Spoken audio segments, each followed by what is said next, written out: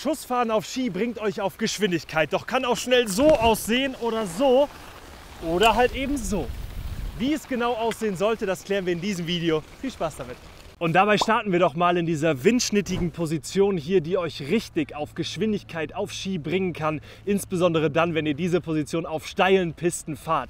Ihr kennt das sicherlich auch aus der Skigymnastik oder aus Workouts. Diese Position hier, die Skifahrerhocke, die geht auch ordentlich in die Oberschenkel. Das spüre ich jetzt gerade auch, deswegen mal hoch. Ja, und wenn wir uns die Position noch mal im Detail ansehen, dann sehen wir vor allen Dingen eines und das ist Aerodynamik. Ihr habt die Möglichkeit, sehr windschnittig unterwegs zu sein, doch viel zu häufig sehe ich Personen, die eben nicht in dieser windschnittigen Position sind, die tendenziell sehr weit hinten auf ihren Skiern hängen, die Stöcke nach oben wie Kerzenständer geneigt und dann flattern die Ski. Und ich glaube, das ist das Kernproblem, warum viele von euch sich dieses Video hier anschauen, wenn es darum geht, wie fahre ich eigentlich richtig Schuss, ohne dass meine Ski dabei verrückt spielen, der eine wegläuft etc.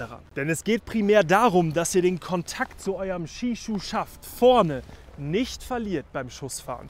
Der Punkt ist der, das seht ihr auch in meinen Sprunggelenken, das Sprunggelenk ist nach vorne geneigt, also leicht gebeugt und wir haben hier Kontakt zum Skischuh.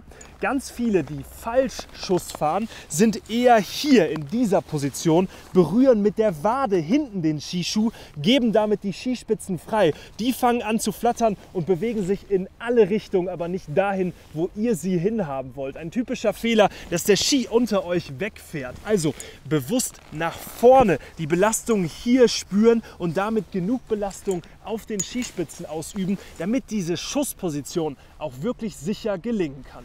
Das zweite Thema ist die Skistöcke. Einige fahren so und denken, sie sind schneller. Euer Punkt sollte eher sein, dass die Skistöcke bewusst nach vorne genommen werden, ins Blickfeld. Ihr hier mit den Händen so eine Art Joystick in der Hand habt. Also sehr schön dann auch zu fahren. Hier ist das Joystick. Man kann wie bei einer Spielekonsole links und rechts sich reinlehnen und kommt damit auch automatisch auf die Kanten der Ski.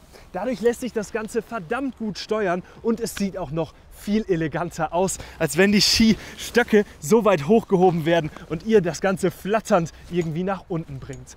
Die sicherste Position also, runter in die Skifahrerhocke, bewusst die Belastung und auch den Druck vorne am Skischuhschaft spüren, die Hände nach vorne ins Sichtfeld, schöne Körperspannung und die Ski bewusst über die Kanten belasten und fahren. Dann könnt ihr auf Geschwindigkeit gehen, natürlich hab Acht, wenn ihr da eine schwarze Piste oder so im Schuss runterfahrt. Das Ganze mit schön Sicherheit fahren, Rückenprotektor hilft, Schutz wie ein Helm ist sowieso sehr wichtig. Und jetzt wünsche ich euch noch eine sehr schöne Skisaison. Ich hoffe, dieser kleine Tipp hat euch geholfen. Wir sehen uns im nächsten Video wieder, das ist genau hier verlinkt.